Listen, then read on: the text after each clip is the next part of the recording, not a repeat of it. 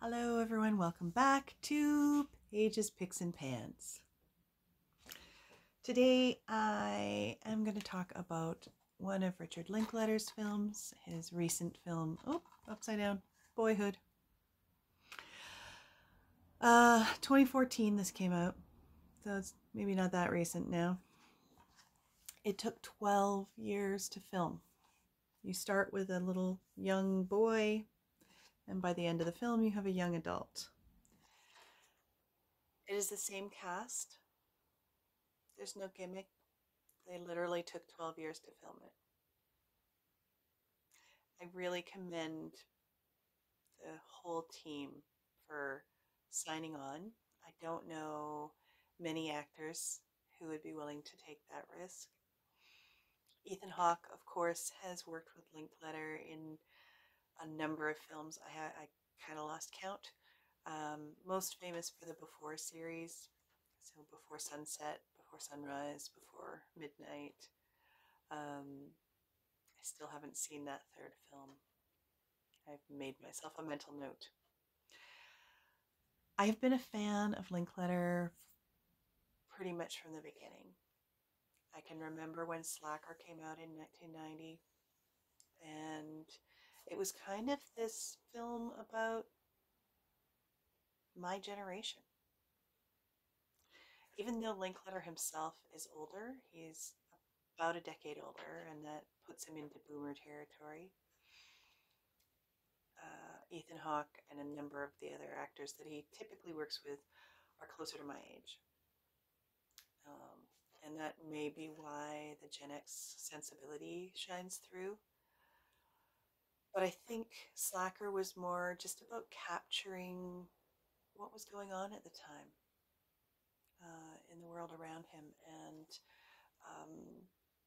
sort of the yeah. I'm not doing a review of Slacker. I'm doing a review of Boyhood. um, Boyhood. When I tried to find a word to describe it, I settled on remarkable. It is a remarkable journey that is taken. It is rare to see an American film that deals with just the passage of time, just the focus of one person's life and how it is lived. And yet, Linklater does this a fair bit. He focuses on how we perceive time, how we experience the passage of time. The Before series is all about that. Waking Life is the philosophical version of that. And it's a trip and a half, and if you haven't seen it, you owe it to yourself to go and find that one. It is animated over top of film, and again, it's just another risk that Linklater took, and I I so commend him for being kind of an artsy filmmaker in the midst of um, typical Hollywood. He has done typical Hollywood stuff. He did School of Rock and Spy Kids and oodles of other films that are very mainstream. But on the side, he has his passion projects, and I kind of love him for that. I love that he hasn't let go of those passion projects, and Boyhood is definitely one of those. And it was nominated for a lot of awards and won a fair number of awards, and I guarantee you it earned every one of those. Um, it gets a full 5 stars from me. It's as pick as I'm going to get. It's there is nothing outlandish about this film. There is no point at which I felt like I had to suspend my disbelief. It just follows a life, and it follows it not flawlessly, but authentically. And I think that's the point. It's it's an authentic life lived. And as much as you see this in foreign films, in Canadian film, you don't see it very much in America. And this is very America. This is set in Texas. and the family moves around. They split up. They still see each other. There's stuff going. There's life being lived, and there's just a lot going on, and yet there isn't, which is kind of what life is like. There's celebrations. There's sorrow. There's occasional trauma, but it isn't wall-to-wall trauma.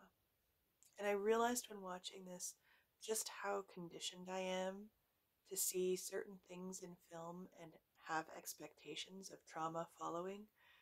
Like anytime characters get into a car, I am always wary of there being a car accident.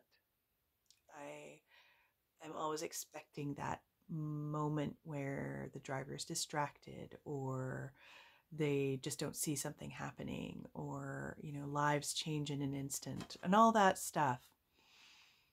And I'm so conditioned to that. And watching this, I found myself flinching, and I had to keep asking myself why that was happening. And I realized it's just too many films that follow that trope. Um, that life changes in an instant kind of trope. And this one doesn't. It just follows a typical American life. And it's beautiful for that. Yeah, so go see it. It is worth your time. It is very much a pick. Page's Picks and Pans will be back eventually. But for now, go watch Boyhood. You owe it to yourself.